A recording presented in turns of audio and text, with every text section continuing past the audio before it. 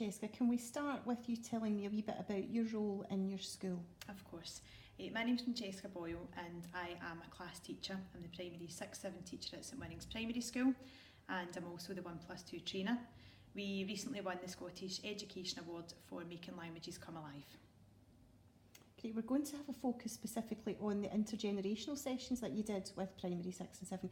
Could you tell us a wee bit about that, please? Of course. With my primary 6-7 class last year, we decided to provide a new context for the children's Spanish learning and to strengthen our links within the community.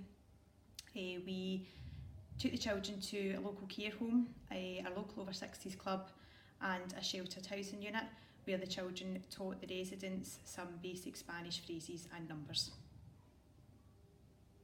So thinking particularly about the sessions you did in collaboration with Lingo Flamingo, how did you go about planning for those? With the session with Lingo Flamingo at Buckredding Care Home, I liaised with Robbie at Lingo Flamingo, who then put me in touch with Laureen, who was the tutor that was going to be working at Buckredding. We worked collaboratively to plan an afternoon where the children were going along and teaching the residents some songs, some basic phrases, and to have a game of bingo. My role was very much as a facilitator. I used the resources that the children were already familiar with in class so that they could focus solely on their delivery skills and their communication skills with the residents. And how did the children adapt how they delivered those sessions between, the care homes and then working over 60s club? Did they have to do that? Yes, they certainly did. They had to adapt a lot between all three of the projects that we embarked upon. Particularly within Buckredding Care Home, there were a lot of residents with profound needs. Some were non-verbal, and the children had to make sure that they were including everybody in all of the sessions, and they had to make good use of their visuals and their communication skills, which they did across all three projects. That's great. Could you tell us about, after the project, what the impact was on the children in your class? Of course, the biggest impact that I found it had upon the children in the class were their levels of confidence. And it wasn't just within their Spanish learning, that was across the curriculum, particularly within talking and listening activities.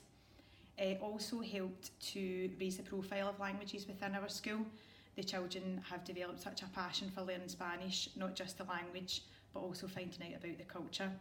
And I think in terms of the skills that they've developed skills that they're going to be able to use again across the curriculum throughout their time at secondary school, but also hopefully their time in employment as well. They've developed confident communication skills, their interpersonal skills, and also their ability to work as a team. That's great. And what about the residents in the care home? What was the impact? I know you looked for feedback and evaluations from them and from the staff.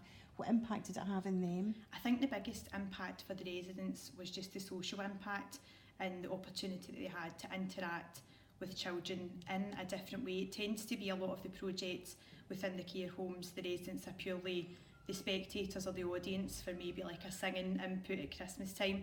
But I think just for them it provided a break in their daily routine and maybe hopefully gave them a new hobby and a bit of happiness. I think that was the biggest thing that came out of that day, was the smiles on the faces of all the residents.